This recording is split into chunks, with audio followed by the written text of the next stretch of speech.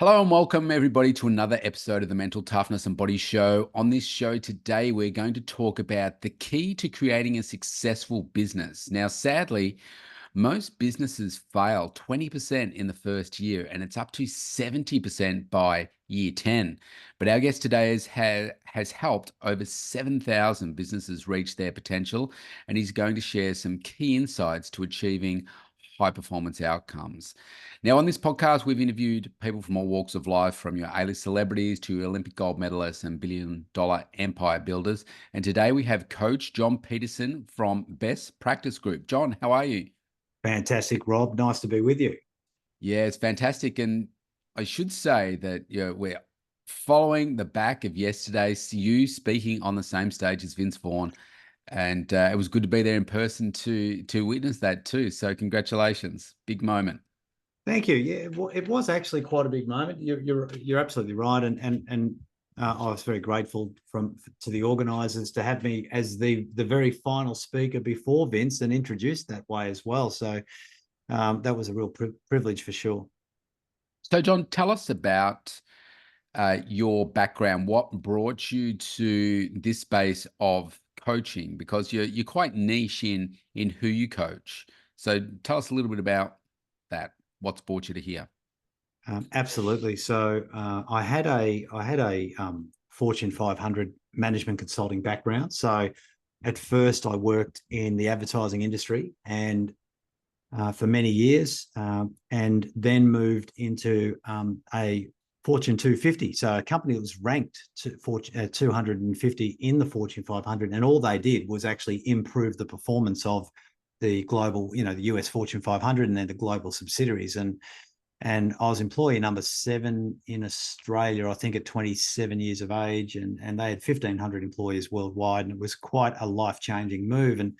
But years later, I'd spent time in advertising and marketing, then in serious management consulting, and then a CEO of an executive search and recruitment business, and built that across the Asia Pacific quite rapidly. So I'd had 3 lovely experiences: marketing, people, leadership, etc., and change management, and realized I wanted to start my own business. And as soon as I went out into my own business, Rob, what I found was that there wasn't much that I could automatically apply to a startup, a micro business. Right. Undercapitalized, that is, just if you're bootstrapping it, the principles and concepts seem the same, but the daily application is much more, finite in terms of how are you going to be the chief, the cook, and the bottle washer, if you will, or the finder, the minder, and the grinder, or the leader, the manager, and the employee from day one.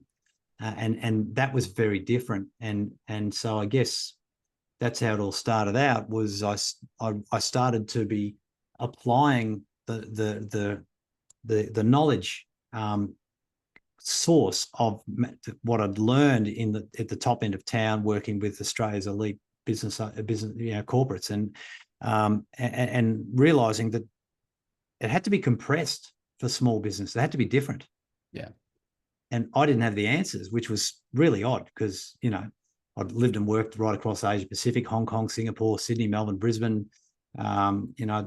Took a business from $1 million US to 15 million US in less than 3 years, and as a CEO and of a consulting firm. And I thought, wow, how come this is not easier? I thought it'd be just such an easy transition to starting your own business back in Melbourne, right? And it wasn't.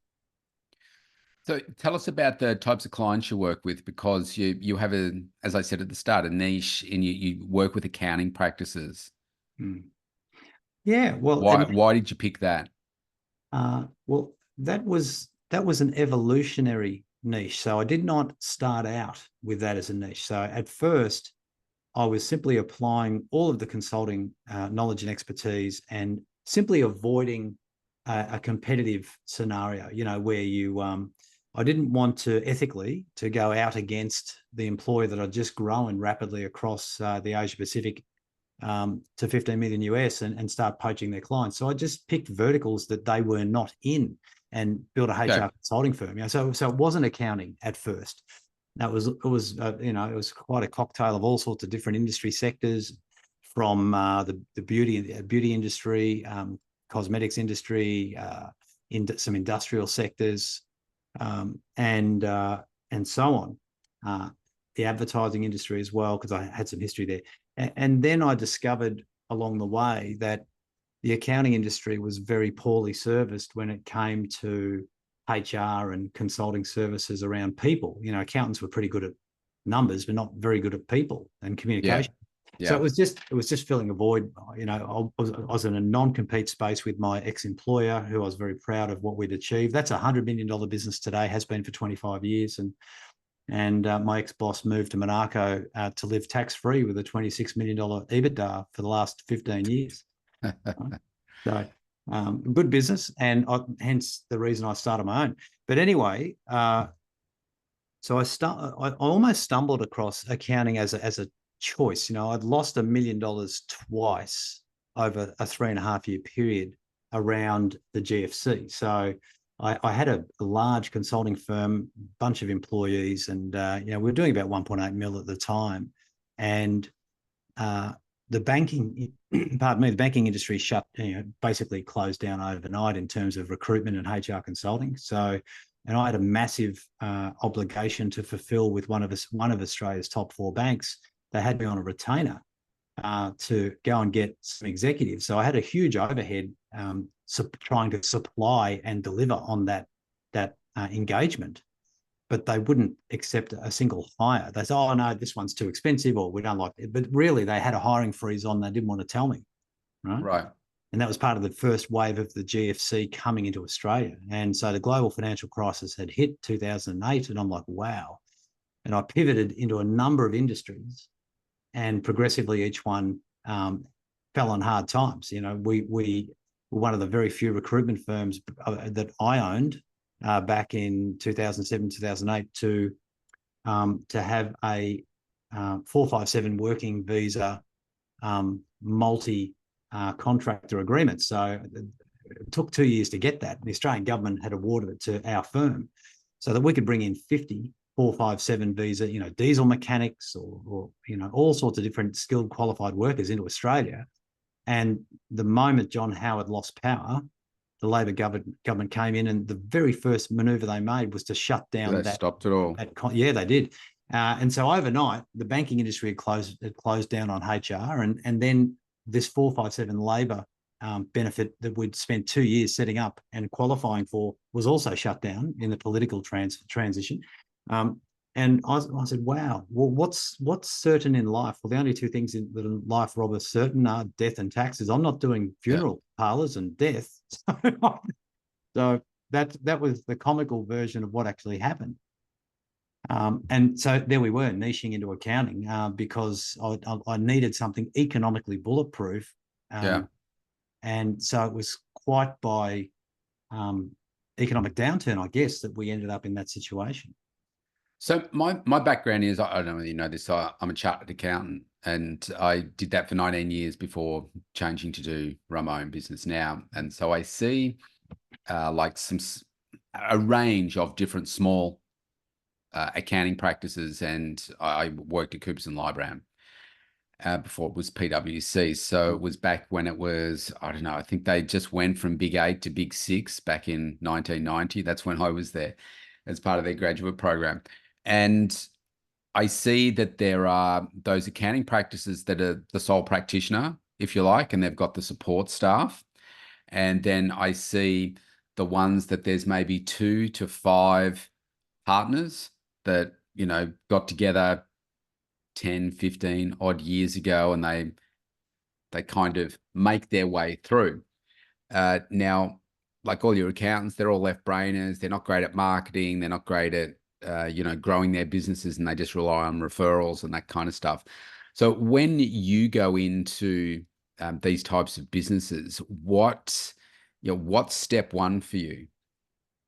Yeah, well, typically what we're doing, we've got a very complex value proposition today. So we're a bit like the one-stop shop for an accounting firm that wants to improve its business in many different ways, you know, whether it's got a talent issue, whether it's got a profitability challenge, whether there's a dysfunctional group of partners that the directors or partners are not on the same page, and there's some some mediation needed, or maybe they've got to exit one, or they need to think about an intergenerational equity participation strategy or a growth strategy, value pricing, transitioning to business advisory, etc. However, interestingly enough, I guess the starting point in answering your question is a proper diagnosis of the problem. They all assume they know what their problem is. They typically don't.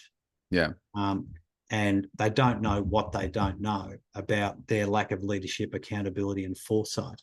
And that's really that's always the big issue for any business owner. Is that's the fundamental. It's that lack of self-awareness, disconnection of accountability and responsibility, and so that's that. I guess it's a consulting role that we play to diagnosing that, and then helping them to come to terms with their own pathway, their own journey out of where they are now to where they really want to be, and what that's going to take to ensure that they actually get somewhere, and we're not just taking their money and charging a fee for service, and then they don't get a result. So in order to properly diagnose that, because like say that first instance I said where it's the sole practitioner with a few staff, you just talk to that person and you're going to get perhaps a completely different perspective than what's actually going on, because they can't see the forest for the trees. So are you spending time in the business, observing, meeting with the other staff to know what's going on to get the real picture? That's certainly part of how do you get to a prognosis? Well, the upfront diagnostic has to include those sorts of elements. The reality is that because we've over 22 or 23 years, we've actually facilitated 153 mergers, buy-sell merge, transactions. I've physically been inside thousands of accounting firms. So it's pretty, without even actually going on site now, it's so easy after 23 years to what's on and what's wrong. Exactly. It's pretty easy to pick it up. And any deeper dive is simply, on site, for example, just validates the truth. It doesn't actually enhance it, the understanding. Yes. Makes sense. Yeah. But what's really interesting is the fact that I had a passion for small business. And so my real reason for niching into accounting was, I churned through, Rob, 8 accounting firms being self-employed, looking for an accountant who had, the gumption to be an actual business advisor to me. Yeah. Because what I realized is I did not have an accounting degree. I was forming a definition based on my consulting background that I was financially illiterate and needed a, financially strong management accounting style. Yes. You do this from your CA background, chartered accounting background. You know what I'm talking about. That there's accountants and then there's accountants when it comes to financial literacy, right? As opposed to tax knowledge compared to business management and advisory. Yeah. Thank you. That's right. So I guess churning through 8 with absolute frustration, one after the other claim, they will say the right things, but they actually had no clue or no confidence in what to actually do. And I started to realize I needed to coach them on what they needed to do for small business owners. So my first step was to help them get their house in order. And then we started doing something very interesting in 2013. We offered a small number of the firms that we were coaching a pilot program to offer to their clients, their SMEs, in partnership with ourselves. And we ran a very small number of marketing events across Australia because we were coaching the accountants. They trusted us, and very few coaches have ever been referred to the SMEs, by the accountant. It just doesn't happen, right? And particularly when you've got characters out there like, Brad Sugars and Action Coaching franchisees being told to avoid accountants like the plague and in their pitch as a coach. I mean, it's just bizarre. Yeah.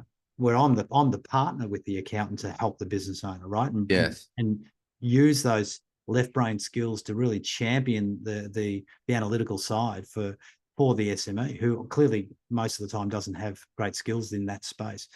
We did a pilot, and it was only 14 accounting firms. dragged out of their own databases 350 attendees to a series of marketing events, and 160 of them signed up within 90 days. And I literally shit my pants. We didn't have the infrastructure. We did not have the infrastructure in 2014 to cater for that, right?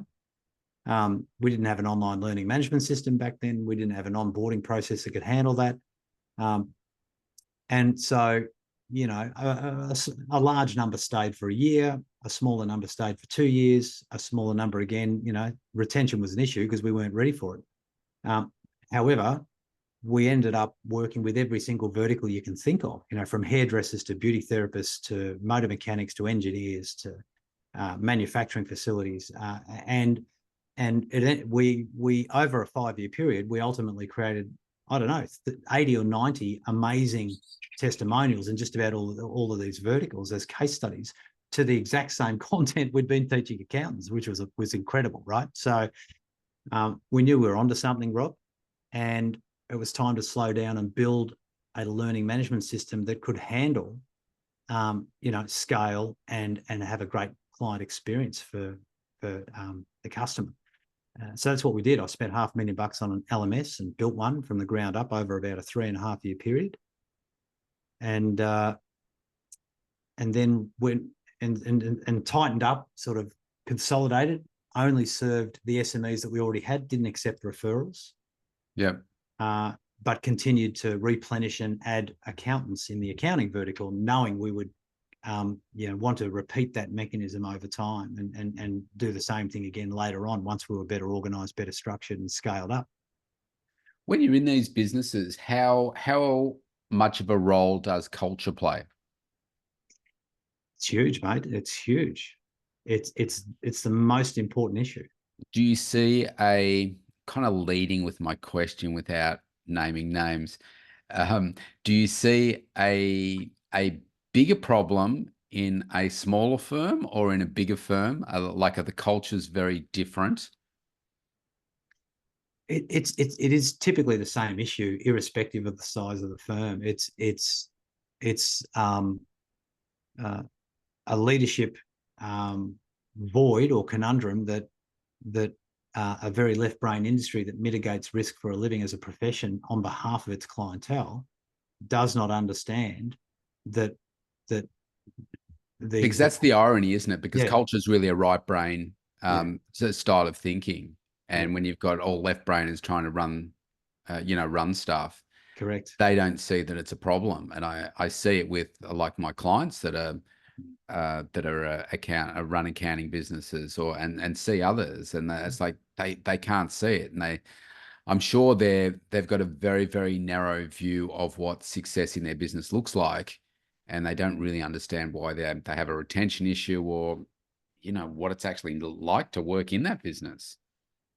Oh, 100%. And in fact, it's interesting you say that you've got the experience to recognize just how fundamentally unique that challenge is for a left brain profession compared to right brain skills around people and communication and vision and so forth.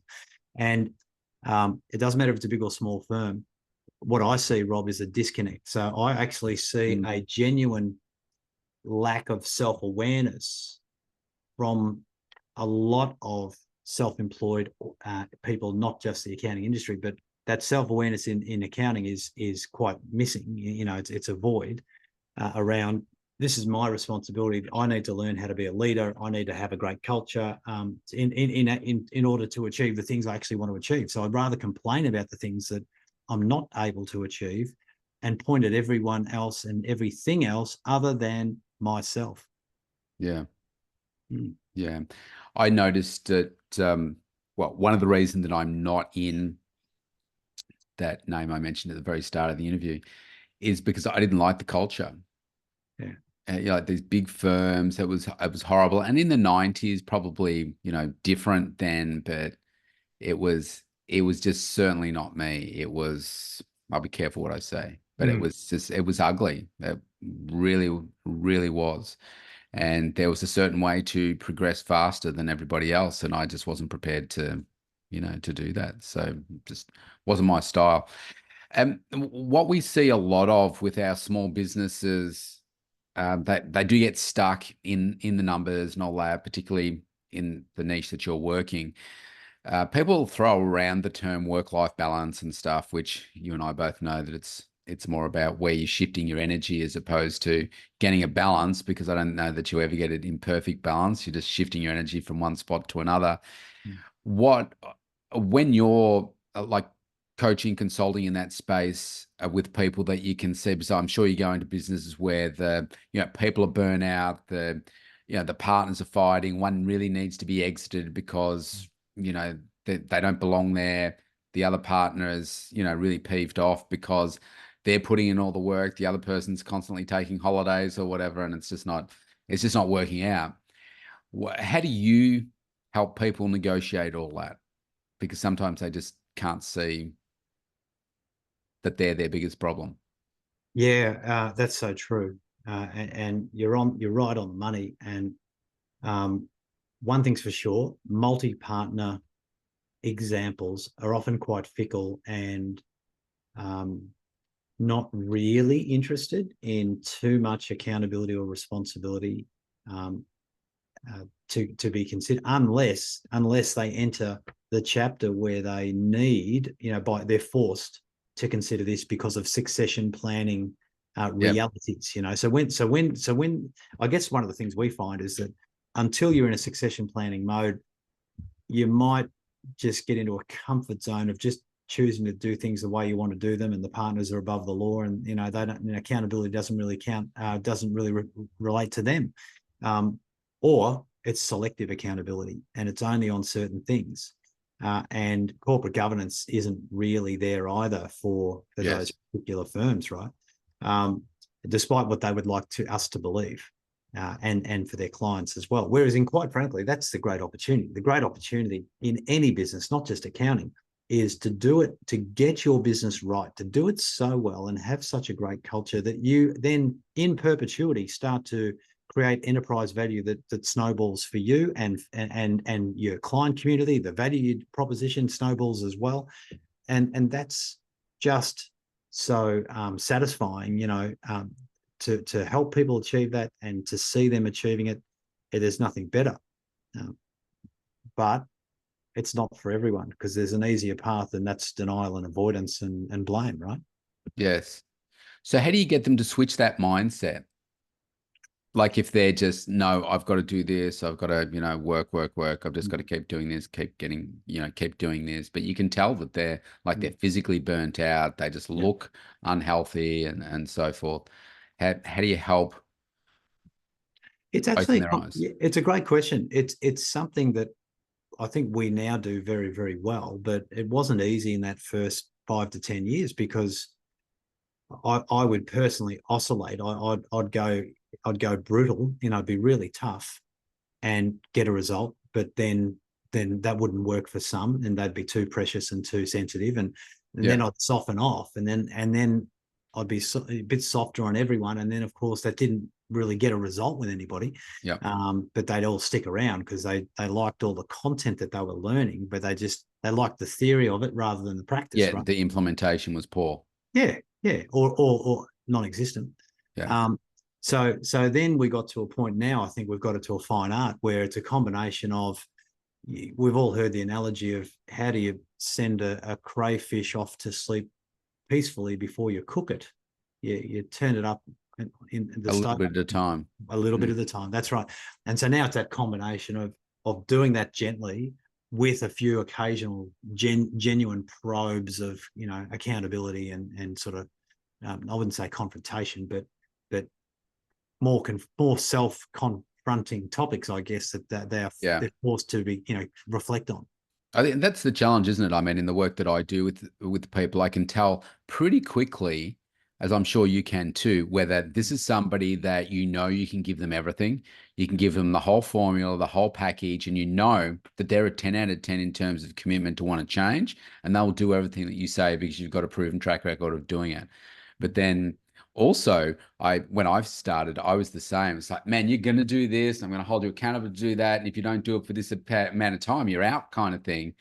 But now I realize, look, that was 15 years ago when I first started doing this full time, and it's a different world we live in now. And I know that I can still have a great impact on people by if I can get you to move that much today, then that's been a success for you. Where the other person, like, give me everything, I'll move everything, today. But other people, you just have to give them that little bit that they can cope with, so that they can see that they're making progress. Because unfortunately, even though people, I guess you see this, that there are people that are running businesses that they really shouldn't. They probably should be an employee and not an employer, but they're not going to change it. And sometimes they're not really coachable either. So it's a real challenge, but I mean, you know what I'm talking about. When you're sitting in front of the right person, that's, wow, this is going to be one of your success stories. Absolutely, yeah. Again, you're on the money. It's a challenge that, and I think, as much as I love to plug my own book that I wrote, I do love the E-Myth and what Michael Gerber talks about as what he calls an entrepreneurial seizure. So and that's exactly what you're talking about, that people that were never destined to be business owners should never even consider it. It's not in their DNA. And yet they have a moment, they have an entrepreneurial seizure where they think that's a good move, right? Yes. And Yes. and in that moment, that seizure lasts them long enough to somehow start a business and enter the realms of that conundrum based on their profile, and they might not find out right through the first 11 years. I did an enormous amount of research back in 10, 12 years ago before we launched that book, and 52.5% of small business owners in Australia at the time would go broke in their first 3 years. And then the next major percentage would be in almost exactly the same. It was about 28%, I think, or something, 27 from years 3 to 5. And then from year 6 to 11, it really didn't improve a lot. So in other words, 92% of small business owners were not celebrating their 11th anniversary in the same entity. If they had the wherewithal, the resilience to roll over, go broke, and start again, good on them. But they certainly weren't in the same entity. But of course, most of the time, Rob, those people that were destined to fail because it wasn't their profile, Yes. they'd give up after the first failure, and that's when the learning begins. Yeah. Yeah, that's right. So let's go with a scenario here where you've gone into a business. Maybe there's a couple of partners and there's a team, and I don't know, those teams, I guess, could vary from 5, 10 people, maybe a little bit more. And so the rule is, because this is the rule set down by the owners, you're not allowed to sack anyone, right? But let's just say that the team is broken. Like, you can tell that they're just not working well together. They're not all on the same page. What's I've been in this situation myself with corporate teams. It's like, oh my God, you give me people that don't belong here, but you've got to make it work because you're in a big corporate and you can't get rid of them. What are some strategies that you would suggest for people? Because I'm sure there are people out there that have underperformers and stuff in their team, to help turn those, because it's possible to turn those people around into high performing teams. Absolutely. So one of the things we talk about is it's the leaders, the directors, the partners, their responsibility to either coach, and I love to use move the hands, coach them up, or counsel them out. And counseling them out should not happen before there's been a reasonable amount of coaching. So, and of course, legally speaking, there is a ethical and acceptable way from an employment law point of view to performance manage your people up, coach them up, or counsel them out. And but of course, the real issue there is, well, what should they do? Well, they should start that journey. And typically, what most small to medium and even some large businesses fail to do is, you can see that I've got a reference here to our own business, our own brand, and its mission, vision, and values on the picture there behind me. And in that vision, that becomes that whole document becomes really interesting coaching and counseling intellectual property when you've got somebody who's underperforming. Because we can say, hey, let's talk about on a daily basis, do you wake out of bed excited to come to work and to pursue that mission statement on a daily basis? Are you excited about empowering our clients to move from where they are now to where they really want to be? Do you love that? Do you enjoy that? Yeah. Is this really for you? What have you thought about quietly to yourself? And when we're achieving our vision, 5-10 years from now, and we've become global leaders, and literally reading from the mission, then the vision, and reading it out loud and saying, do you see yourself playing a key role as your career blossomed into something amazing with us as we go on to achieve our vision, and realize that as your career, do you see yourself in a key role there, or how do you fit into this? Yeah. That becomes a really interesting conversation. Who's somebody who's clearly not pulling their weight, they're underperforming. You're automatically recalibrating the said trajectory or expected trajectory that you're looking for, and Yep. asking for interesting commentary. And they quite often will start to recognize for themselves that they may need to fall on their own sword, right? Yes. Yes. Yeah, I think that's a really good point. I think about any role that I've been in, it is about having those honest and open conversations. But I think if you think about everything happens for a reason. So if somebody's underperforming, they're sorry about the background noise. If you can hear the garbage truck emptying my garbage out the front. Can't hear it. If they're underperforming for a reason, and they will be underperforming because they don't like the role, they don't have the skills, they're not engaged, there's problems at home, a combination of all of those things.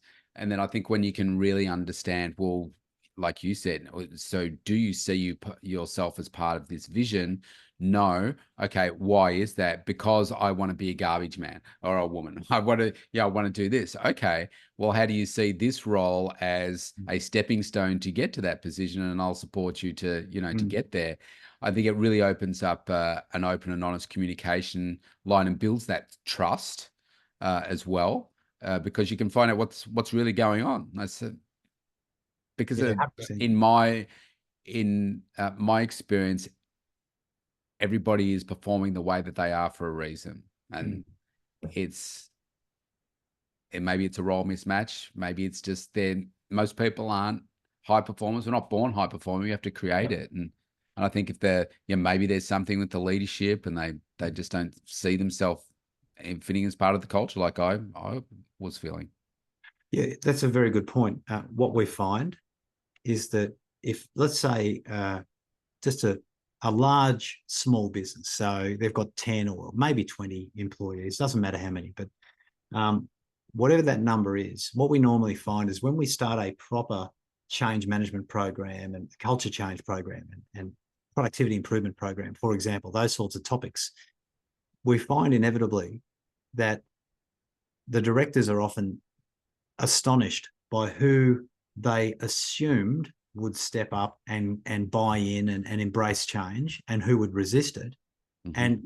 And they literally are only ever 50% correct. And so in other words, not only the ones that step up, but also the ones that resist. And they're surprised by who resists. They're surprised by who steps up, because they are so inactive in their role as leaders that they've had no engagement, they've had no influence of a positive sense on those people. So they've had no impact on their performance or engagement, right? Yeah, it's just an expectation. Well, we've employed you. We expect you to be the best in the world. Yeah. And I just expect you to perform at a high level of high quality and high volume through my telepathic leadership. Yeah, that's right. Yeah, because I turn up every day. Yeah. You should perform. Yeah, it's interesting, isn't it? And I love what John Maxwell calls this. He calls it a level 1 leader. So because they've got a title, that leader feels entitled to get to it, to see some sort of bizarre wizardry or exceptional performance out of all team members, because they're the leader. And of course, what Maxwell loves to argue is that if they don't like you, they'll do the least amount of work for you. Yes. Yeah. Yeah. Great point. I want to talk to just a couple more questions and then we'll wrap up. But I want to talk to you about technology. Obviously, I think we're living in a pretty unique time right now where the fastest growing thing that's now accessible in yours and my hands very easily is AI. Mm. And like you hear people talk about, oh, AI is going to remove accountants and stuff. I mean, it's never going to do that. Bookkeepers and some of those admin tasks, but you're always going to need advisory and coaching services and so forth. But obviously, AI is part of the process. But what do you see as emerging technologies in the space of these businesses that you're working with? Well, I agree again. And um, AI and machine learning will have an unprecedented level of impact that we have never seen Yeah, before today. By this time, and it won't just be on the accounting industry; it'll be on all business, yep, and we will see a really interesting fragmentation um, of the way business is done. It'll become more what's that word? More divided, I guess, in terms of old tech and new tech, and people's preferences. And I think that what we'll see, particularly if we break down just a couple of examples, we're going to see in professional services industries like accounting, that those that embrace AI and law and financial planning and embrace AI and offshoring, those that embrace AI, offshoring, and cloud-based applications, those that also then embrace diversified workforce talent. Now, we've just referred to 4 different layers of innovation. yeah, So if you're an individual that embraces all 4 as a director, or your business, mm, if you have the capacity to embrace all 4, well, you could, and you attract talent that is excited about being at the forefront on all of those 4 concepts. Well, then you may in fact have a compounding strategic competitive advantage over 90% of your market yes, within the next 5 years. yeah. It's interesting talking to my accounting clients. I've got 2 accounting clients, and talking to them about doing podcasts, talking to them about doing TikTok. I said, hardly anyone in your field, in your industry, is doing this stuff. You can stand out ahead of everybody. Oh, I need to give some thought to how I'm going to do that and structure that. I said, no. I said, here's a topic. Get your phone out, just record it, don't overthink it, and just boom, do it. And start by doing 1 a week, move to 1 a day. And not one of them has done it yet. Mm, So it's like they just can't get their stupid heads around it. mm. It's like, okay, that's not innovative. Yeah. Like some of them barely even have websites. Some of them just have Facebook page. It's like, come on. Like, what are you doing? Well, you're right. It's You're right. And what you'll also find is that a large number of accountants and other business owners over the age of 50 uh, argue that Facebook is to hang out with their grandchildren online rather than build their business, right? yeah, yeah. I And just it's a don't get it. personal page. It's a personal page, John. And it's funny you say that. The 7 or 8 years I spent in advertising led me to, with the mergers and acquisitions that we were doing, that the people that were buying a business or buying an accounting firm, they were clearly looking for growth. So they became our coaching clients. But then they said to us, but you know all this about marketing and communicating. So we ended up building 200 websites for accountants over the last 20 years as well, right? And then that led into marketing. And so in 2025 and beyond, we'll be providing quite a holistic suite of marketing services, but uniquely probably only for accountants for now. Yes. Because keep the niche, keep the vertical, and makes it much more sustainable for us. And it's not it doesn't feel like brain damage to Yeah. conjure all of that up in all those different niches. But from a coaching point of view, my absolute passion is teaching the kid to fish or training the trainer, so, transitioning the accountant to business advising and business coaching, and mentoring them to do that, but partnering with them so that they can always go to the well of knowledge, if you like, to keep them one step ahead of their clients, no matter how complex the client opportunity is. So, we've done an engineering company restructure and turnaround that was turning over $9.7 million, and it posted a $1,700 profit for the year. Clearly, it was trading insolvent.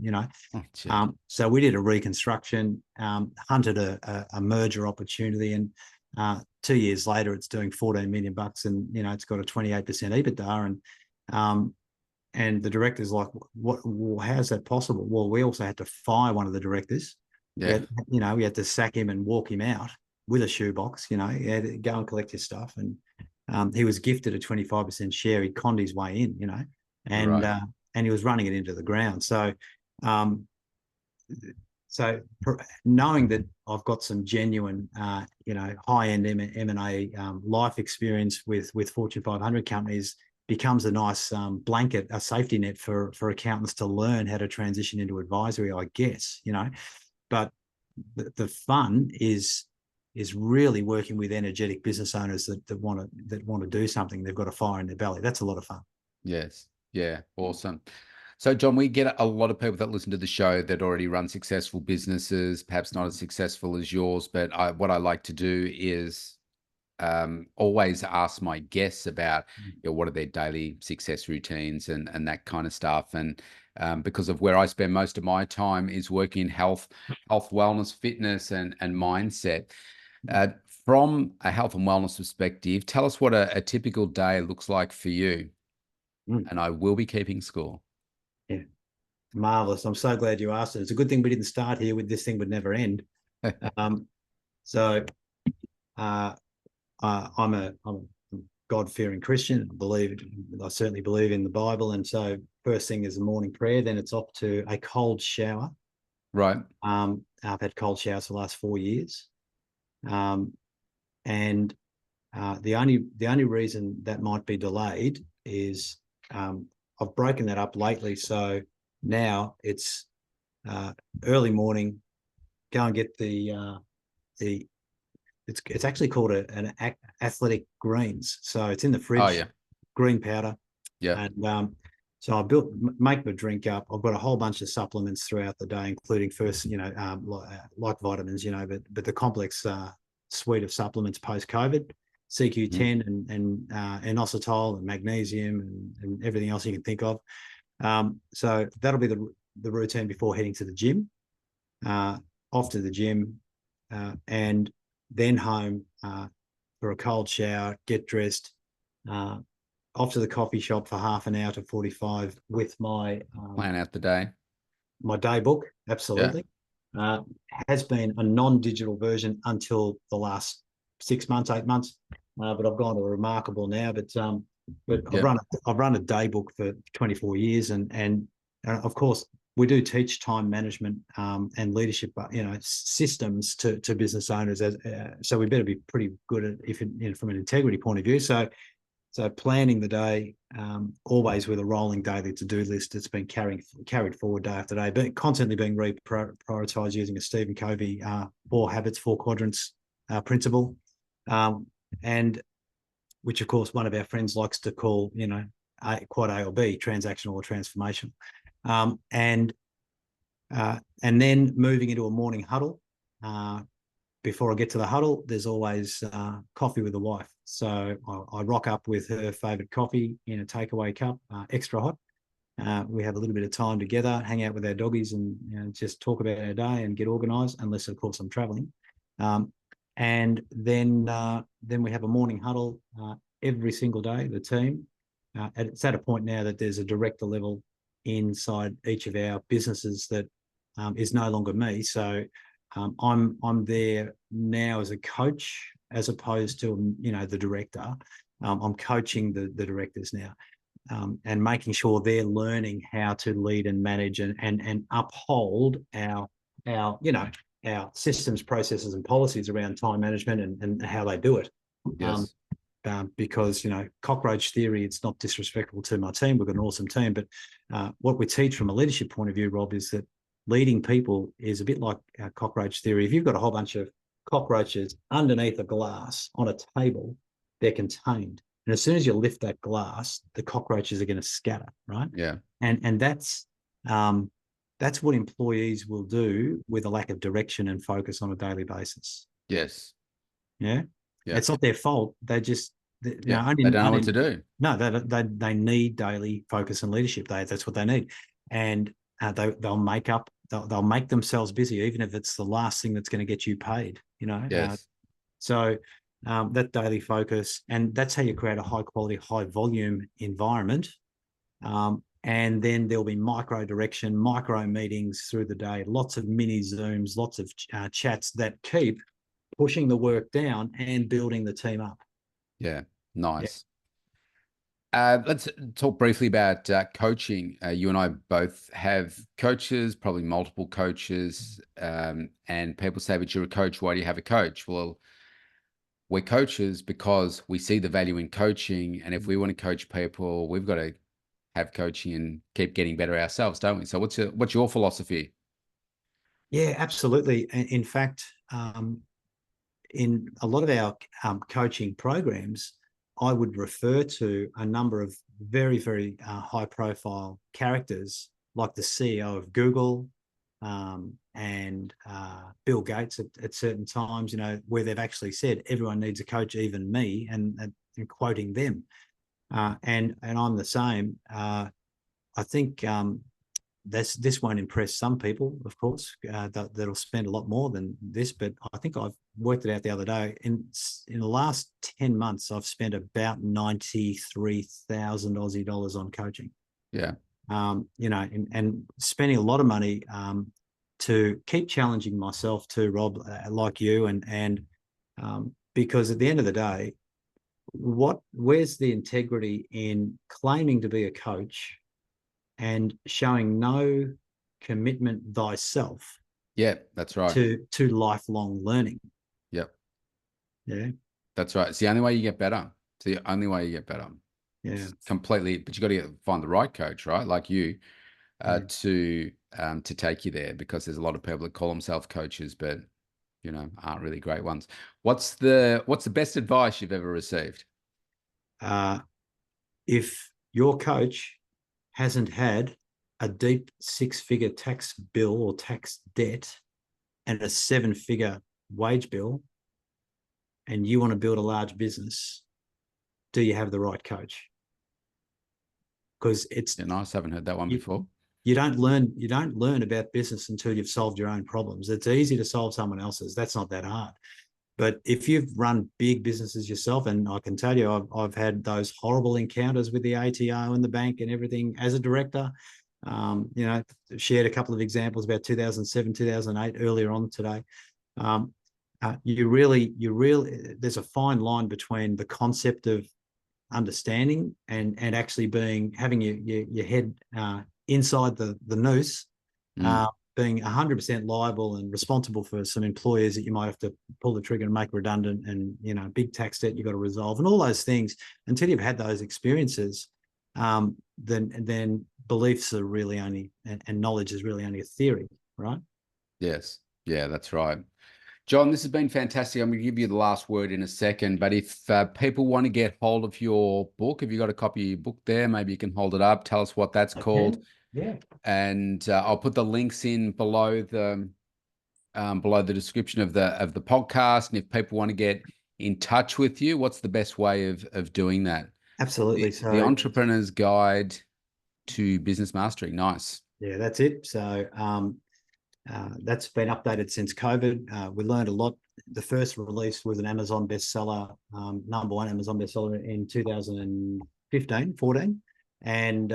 And then, of course, sitting around nothing to do in COVID, it was time to update it. So this is the updated version now. I think the easiest thing to do is just go to the website, johnpeterson.com.au. That's super simple. Okay. And it's an easy way to get in touch. And even if somebody just wants access to the book, it will be soon back on Amazon for direct order and shipping in Australia. It's not at the moment, but that's a temporary hiatus. It'll be reconnected shortly. So No, I didn't ask, but obviously you're based in Australia here in Melbourne. Do you you are in Melbourne, aren't you? correct. Yeah, yeah, same as me. Do you work across borders? Do you work internationally? Do you work throughout Australia? Yeah, absolutely. We've got clients right across Australia and New Zealand, and in some other countries as well. And I guess we've got some plans um, to expand into the US and go global in 2025. So Okay, nice. Well, I think 78% of this audience is in the US. fantastic. So, Yeah. US people, listen up, grab hold of John. Yeah. John, this has been awesome. Thanks so much. I'm going to give you the final word. So, what would you like to leave our listeners with today? And we'll close out there. Um, the final word is, Rob, that you really can have everything in life that you want if you're just willing to help enough other people get what they want, and focus. Start there. Don't worry about yourself, because if you add value, that will be reciprocal. It'll come back to you. Well said. Thanks so much, John. It's been a pleasure. Thank you, Rob.